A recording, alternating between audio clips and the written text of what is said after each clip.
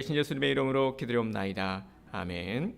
오늘 말씀의 제목은 하나님은 차별하지 않습니다 라는 말씀의 제목으로 우리 사사기 11장 우리 10장부터 해서 우리 입다에 관한 말씀이 나옵니다. 사사였던 입다의 이야기를 우리 이번 주 그리고 다음 주 이렇게 두 번에 걸쳐서 함께 살펴볼 예정입니다. 먼저 오늘 우리 2부 예배 나오신 우리 귀한 성도님들을 주님의 이름으로 환영하며 축복합니다. 이렇게 매주 예배를 드릴 수 있음에 정말 감사드립니다.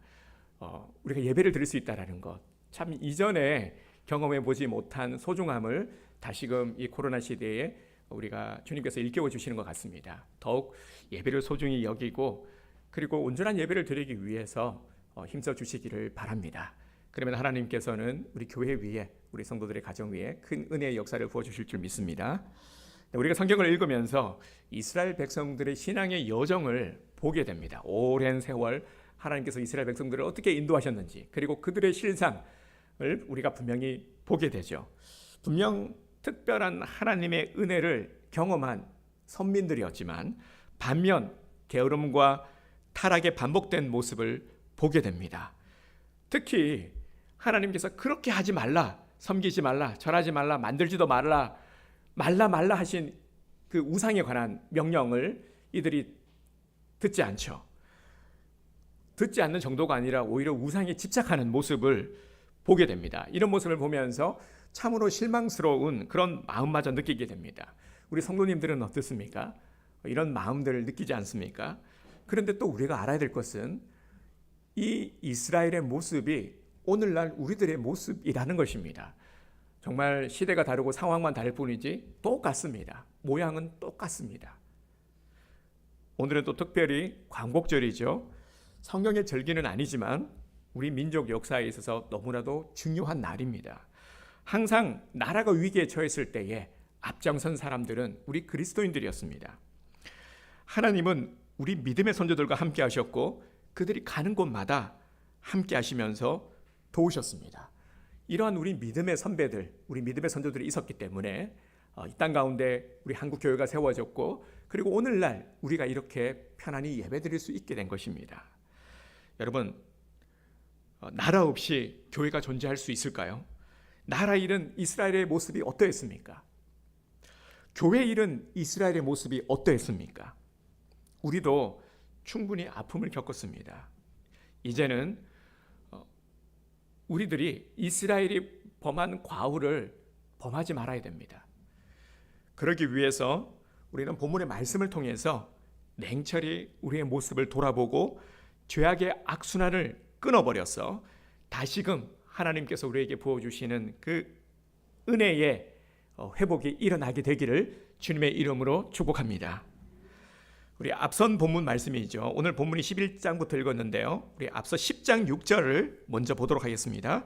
10장 6절 말씀입니다. 이스라엘 자손이 다시 여호와의 목전에 악을 행하여 바알들과 아스타롯과 아람의 신들과 시돈의 신들과 모압의 신들과 암몬 자손의 신들과 블레셋 사람들의 신들을 섬기고 여호와를 버리고 그를 섬기지 아니하므로. 아멘.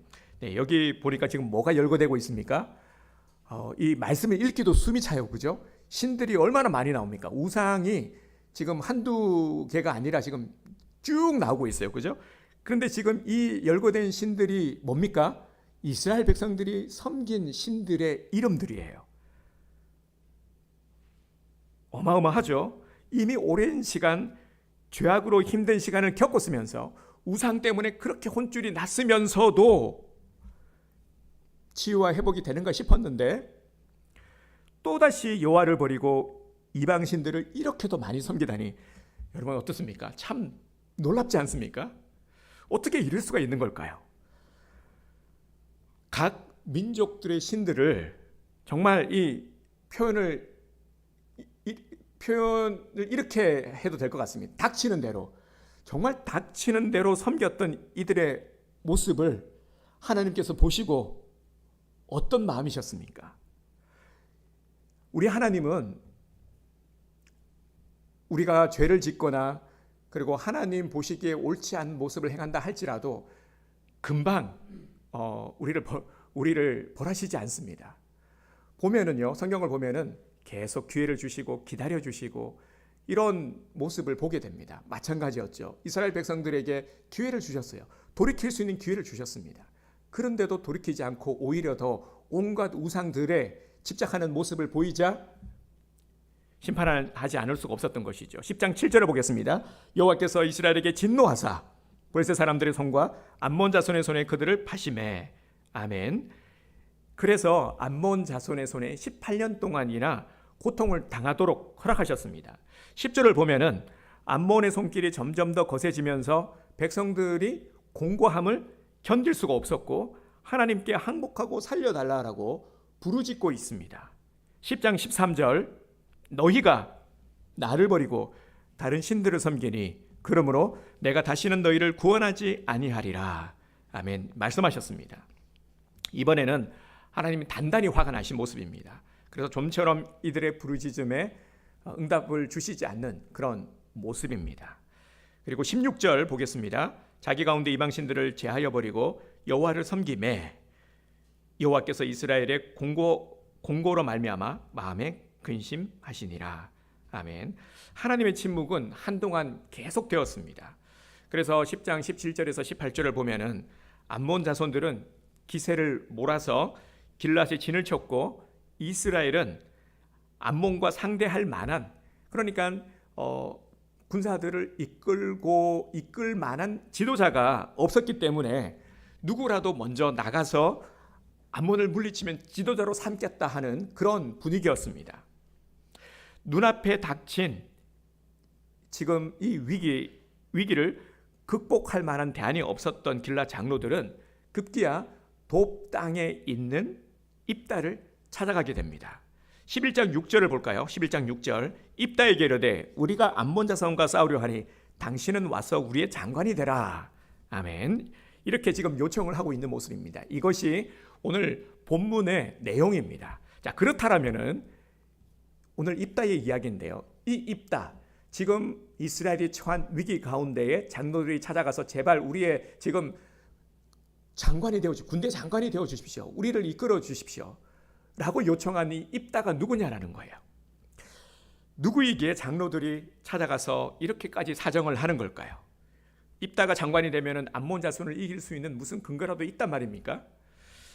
입다는요 대단한 인물이 아니었습니다. 오히려 입다는 불행한 과거를 가진 사람입니다. 한마디로 출생의 핸디캡을 안고 있는 사람이었습니다. 성경에 소개되고 있죠. 길르앗이 기생에게서 낳은 아들입니다. 그러니까 본처의 아들들이 있었고요. 본처를 통해서 낳은 것이 아니라 이 기생을 통해 가지고 낳은 아들이다 보니까 본처가 낳은 아들, 그러니까 형제들, 이 형제들이 자라면서 기생의 아들이라고 무시를 한 겁니다. 그리고 이 입다를 내쫓았죠. 그런데 내쫓은 그 이유도 나와 있죠. 아버지 길앗의 기업을 주지 않으려고. 그러니까 재산을 나눠주지 않으려고 오히려 고의적으로 쫓아낸 것입니다. 이러한 상처를 안고 이제 쫓겨나서요. 집으로부터 쫓겨나서 멀리 돕 땅으로 피신해서 거리의 사람들, 성경에서는 잡류라고 표현을 하고 있죠. 이 잡류들과 함께 지내면서 성장을 했습니다. 그러니까 거리의 사람들, 그 잡류들은 불량스러운 사람이라는 뜻인데 오늘날로 하면은 이렇게 이해를 하시면 될 것 같습니다. 산적 두목, 입다는 산적 두목 같은 그런 생활을 했다라고 생각하시면 가장 적합할 것 같습니다. 그런데 이 입다가 이제 산적 두목을 하는 거죠. 그런데 세력이 점점 늘어난 겁니다. 수하의 부하들을 많이 거느리고 그 세력이 커지니까 이 영향력이 생긴 겁니다. 그래서 급기야 지금 위기 속에서 입다를 찾아오게 된 것이죠. 이렇게 이해를 하시면 됩니다. 정말 입다가 길라 장로들의 기대대로 암몬을 물리칠 수 있을까요? 자, 우리는 또 이런 의문이 생기죠. 아무리 그렇다고 해도 입다는 내세울 만한 것도 없고 그리고 뭐 정상적인 교육을 받았겠습니까? 그래도 리더를 하려면은 사람들이 따라야 되지 않습니까? 아무리 뭐 힘만 세고 싸움을 잘한다고 해서 리더가 될 수 있는 것은 아니잖아요. 입다는 형제들로부터 쫓겨나서 하류 인생을 살았습니다. 이런 그가 갑자기 그들의 지도자로 부상을 하는 거죠. 이게 과연 가능할까? 리더십을 제대로 발휘할 수 있을까? 우리는 이런 의문을 가지게 됩니다. 자, 그런데 우리가 알아야 될 것은 오늘은 성경 말씀이죠. 이 모든 것들에는 하나님의 섭리가 있다라는 것입니다. 그리고 오늘 하류 인생을 참 보잘것없는 상처 많은 이 입다를 우리에게 소개하는 하나님의 메시지가 무엇일까를 우리가 생각하면서 말씀을 계속 이어가기를 원합니다. 그러니까 이 모든 일에는 하나님의 섭리가 있다라는 것, 하나님의 결재 없이는 이루어질 수 없다라는 것입니다. 지금 하나님께서는 무엇을 하시려고 하는 거냐면은 입다를 사사로 세우시기 위해서 길앗 장로들을 사용하고 계시는 겁니다. 물론 하나님께서는 직접적으로 이 문제를 해결하실 수도 있습니다. 하나님은 그럴 만한 능력이 되시는 분입니다. 암몬 그죠? 하나님께서 말씀 안 하시면 당장이라도 해결하실 수 있죠. 그런데 하나님은 그 방법을 취하지 않으셨어요. 그리고 우리가 보기에 지금 위급한 상황에서 입다를 사사로 세우는데도 찾아가서 그리고 또 뭐 사정을 하고 아니 이럴 필요 없는 거잖아요. 그냥 바로 그냥 다이렉트로 입다 사사로 세우셔가지고 물리치도록 하면 되잖아요. 근데 하나님께서 굳이 이런 방법을 사용하셨다 하는 데는 이유가 있다라는 것이죠. 하나님께서 하시는 일을 보면은요, 그 과정 속에서 정말 기가 막힌 하나님의 섭리, 하나님의 계획하심을 우리는 발견하게 됩니다. 앞서도 말씀을 드렸지만 우리가 죄악됨 속에서 정말 하나님 보시기에 합당하지 못한 삶을 살고 있다고 해서 당장 어떻게 되는 것은 아니다라는 것이죠. 그런데 그것을 가지고 우리가 안심해서는 안 된다라는 겁니다. 하나님의 우리가 심정을 알아야 되죠. 그래서 하나님은 기회를 주시고 기다려주시고 그리고 하나님께서 일꾼을 세우심에 있어서도 많은 것들을 헤아려서 진행하신다라는 것을 알아야 됩니다. 그래서 조금 더 살펴보면은요, 사람들이 입다를 지도자로 인정하기 어렵잖아요. 입다가 어떤 사람이라는 거 사람들이 모를 리가 없지 않습니까? 그래서 만약에 하나님께서 직접적으로 단번에 처리를 해버리시면은 뭐 입다를 하나님께서 그냥 바로 지도자로 세워버리면은 리더십에 문제가 생기는 겁니다. 입다의 사역에도 많은 어려움이 있게 될 것입니다. 그래서 하나님께서 길앗 장로들이 먼저 입다를 찾아가서 굴복하게 하셨고 사정을 하게 하심으로 입다의 권위를 세워주신 것입니다. 그래서 입다로 하여금 일하게 하시려고 일할 수 있는 일꾼으로 세워가시는 하나님의 이 계획하심 아래 이 모든 과정이라는 것이죠. 일어나고 있는 입다는 이렇게 이스라엘을 구원하기 위한 사사로서 8번째 사사로서 세워졌습니다. 하나님께서 세우신 것이죠. 우리가 바라봐야 될 포커스가 뭐냐면은 입다의 어떤 능력, 탁월함, 자격 이게 아니라 하나님께서 입다를 선택하시고 들어 사용하셨다라는 부분을 우리가 눈여겨 봐야 합니다. 암몬 자손들이 길앗에 진을 치고 지금 이스라엘 자손도 미스바에 모여서 진을 치고 있는 상황이죠. 그런데 이스라엘은 지금 뭐가 없습니까? 지도자가 없어요. 이끌 만한 백성들을 이끌 만한 지금 지도자가 없습니다. 그러니까 이 싸움은 이거는 뭐 싸우나 마나 불보듯 뻔한 거죠. 이건 싸움 자체가 성립이 되지 않습니다. 이 적수가 되지 않는 그런 상황이죠.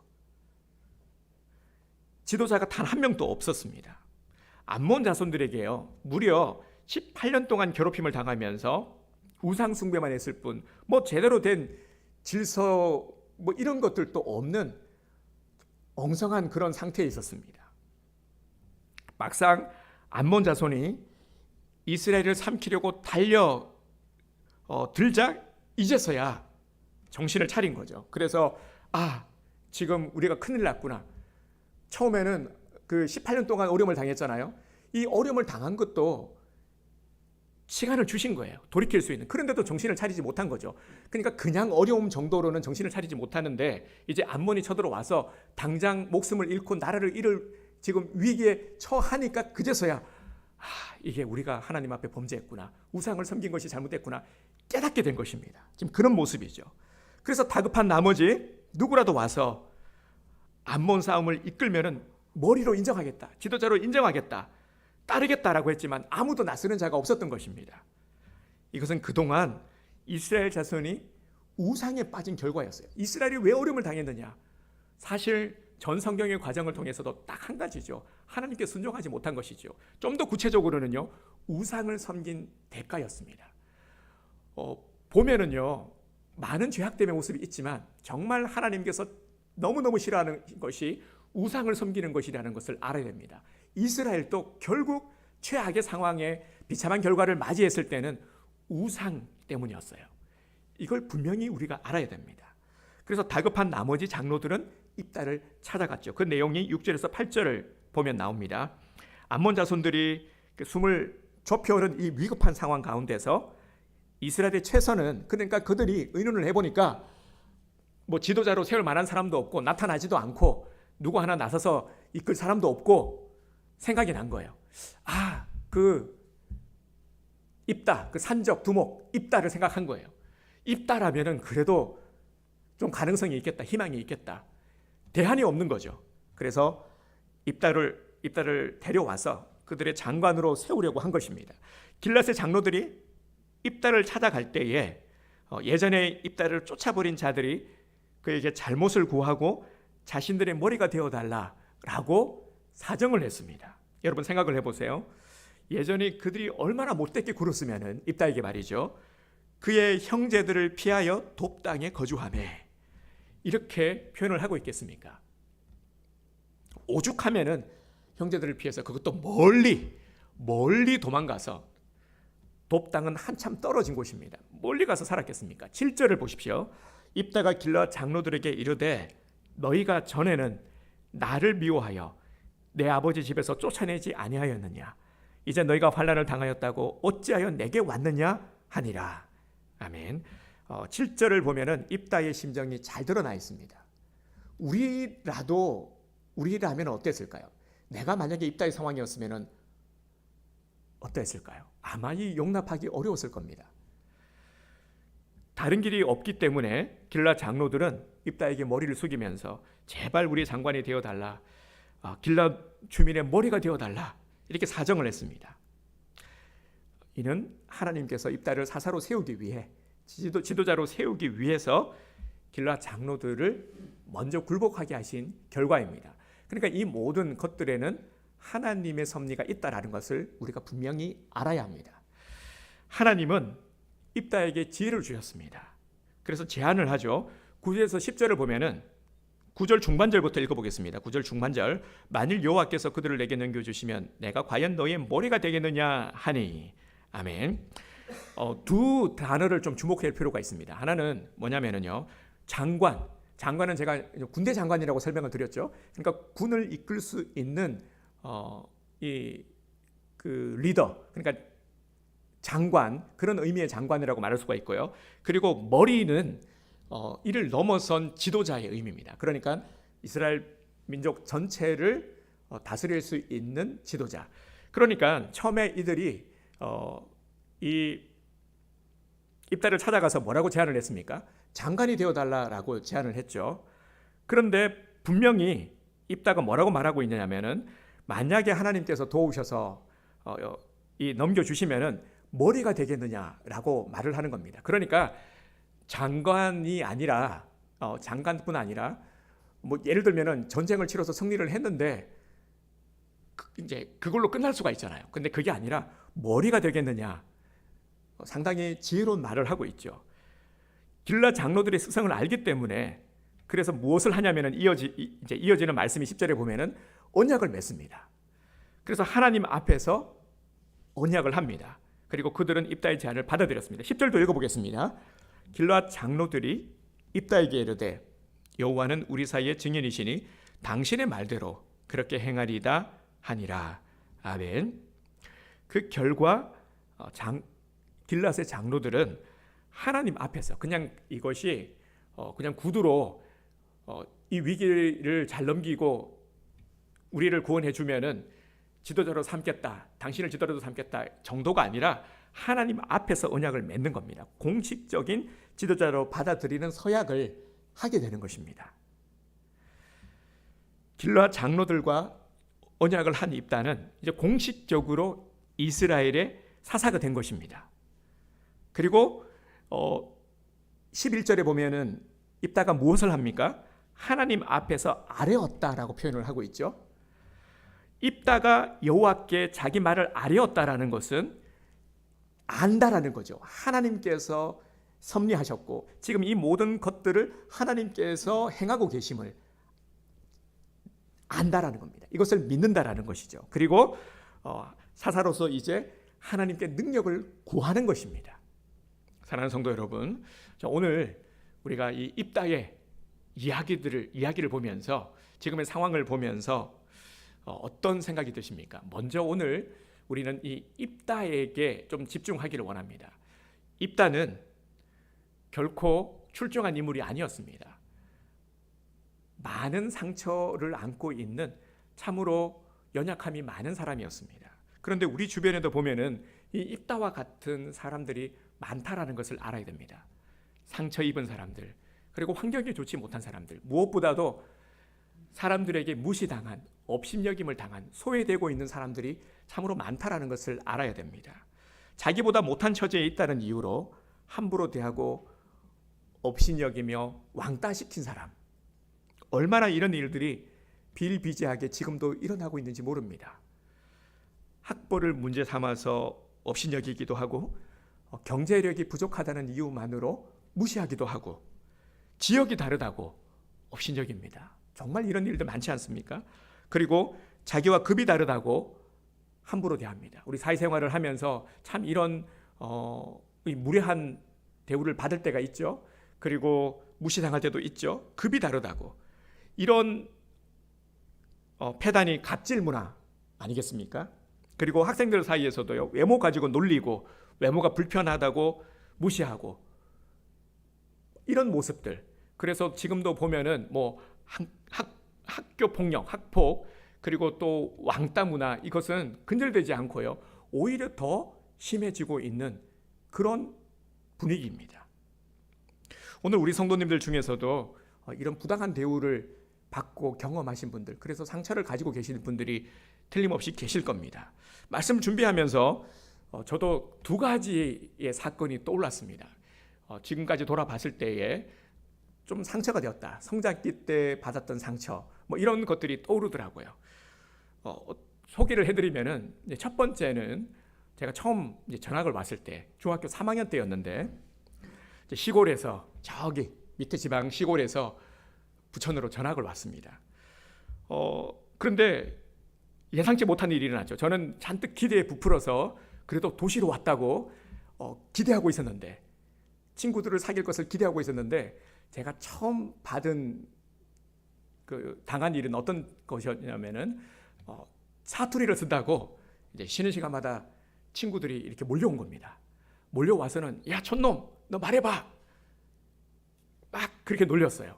그런데 학생들뿐 아니라 이제 교사들도 참 보면은요, 그때 상처를 많이 받았던 게 이제 교사 선생님들 때문에 또 많이 받았던 것 같아요.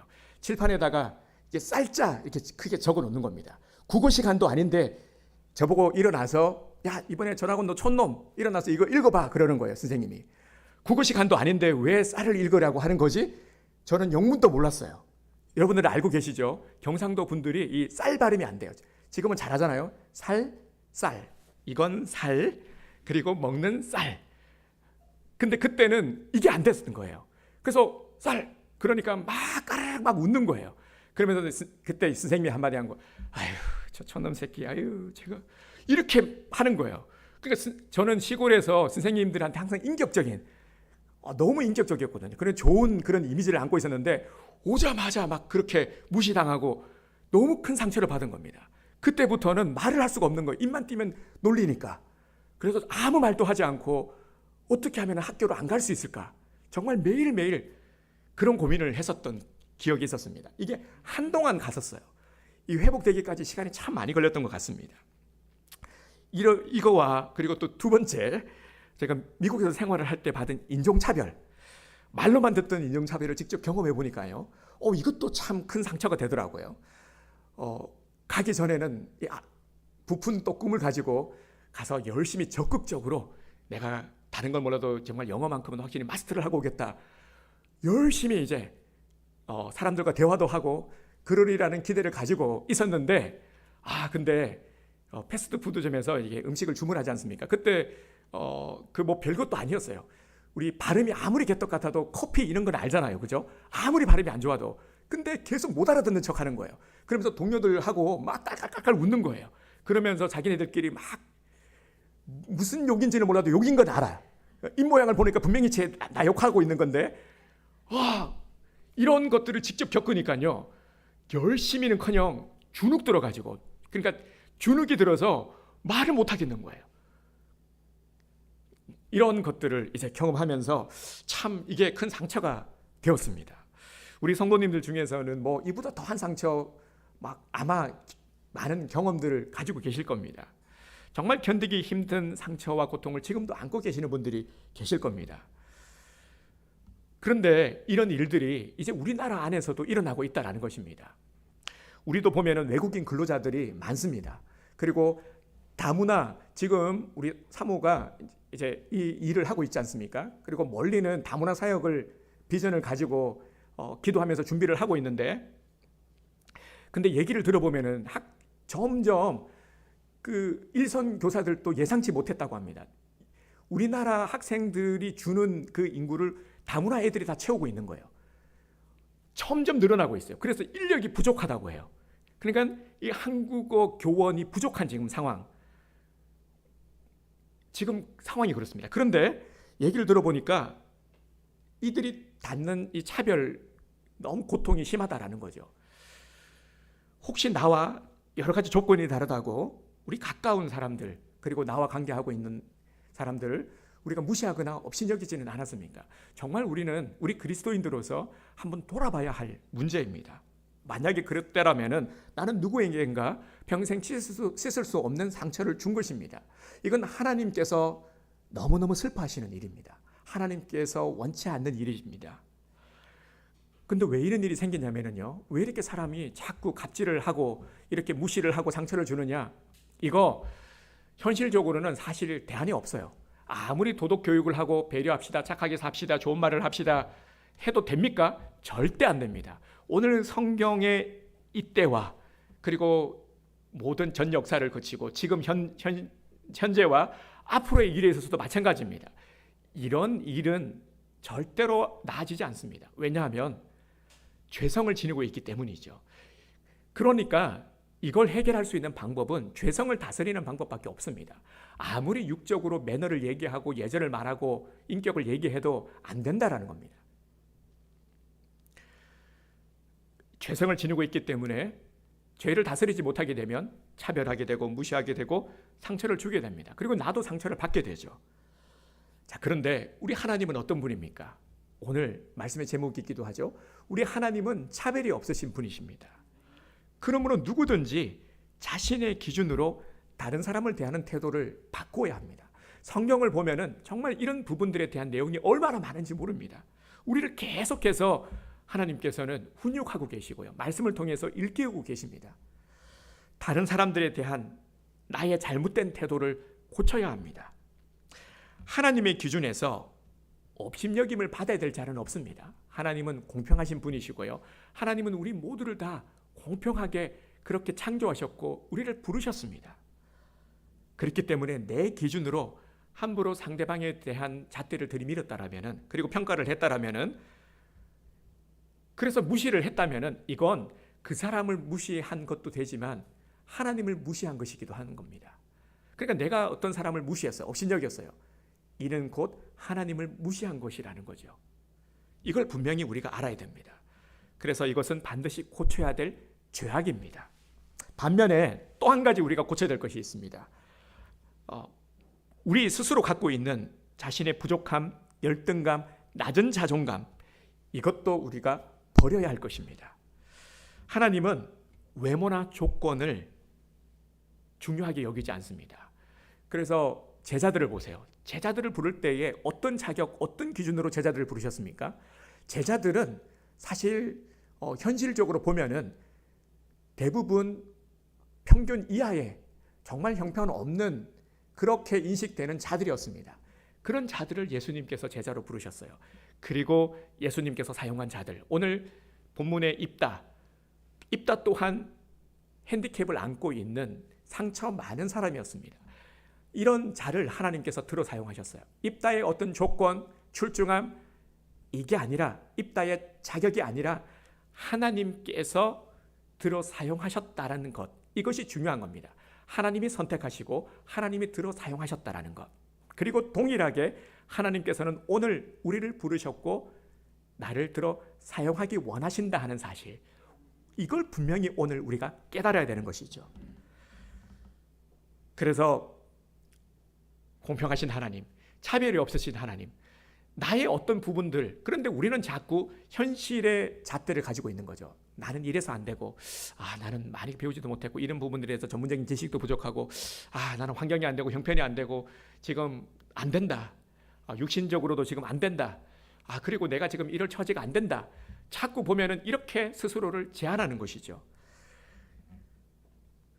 그런데 하나님은 절대로 우리의 이런 마음들이, 모습들이 하나님 보시기에 합당한 모습이 아니거든요. 하나님은 계속해서 우리에게 말씀하고 계시는 겁니다. 나는 외모를 보지 않는다. 우리는 계속 외모를 따져요. 우리의 기준을 들이밉니다. 그런데 하나님은 한 번도 그렇게 말씀하신 적이 없으세요. 우리의 외모, 능력, 이런 걸 가지고 사용하신 적이 없습니다. 우리 믿음의 선배들, 어떤 그들이 가지고 있는 능력? 아닙니다. 하나님께서 들어 사용하실 때에 하나님께서 감당할 만한 능력을 주시는 겁니다. 원래 가지고 있어서가 아니라는 거예요. 이거 분명히 우리가 알아야 됩니다. 내가 어떤 자격, 기준, 이게 아니라 하나님께서 나를 들어 사용하시면 그게 조건이 되어버리는 거예요.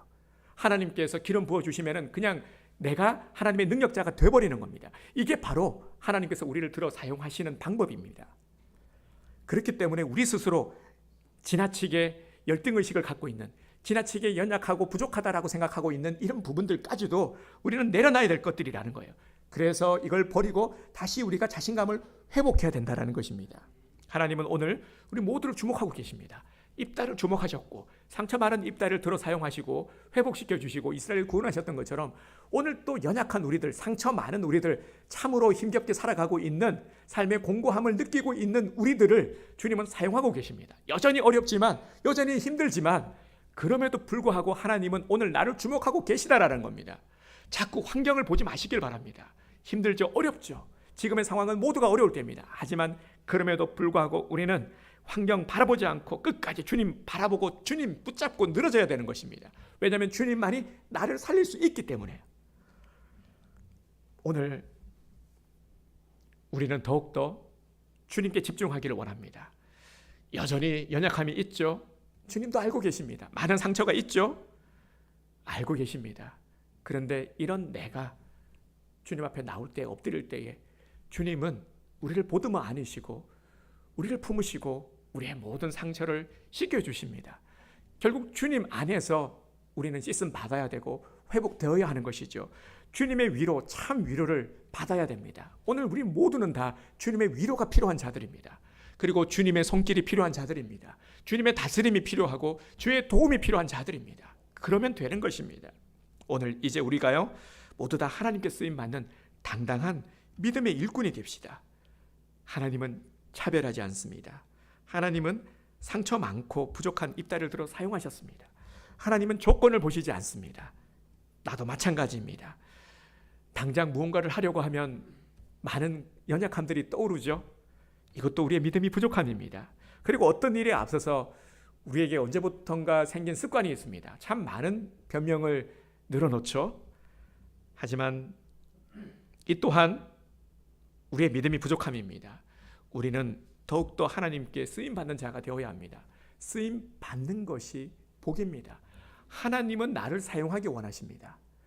내가 주님 앞에 쓰임을 받는 것, 쓰임을 받을 때에 주님께서는 합당한 은혜를 내려주시는 겁니다. 그리고 그 주의 일을 우리가 잘 감당할 때에 하나님은 우리의 삶을 복되게 하십니다. 형통의 은혜를 내려주십니다.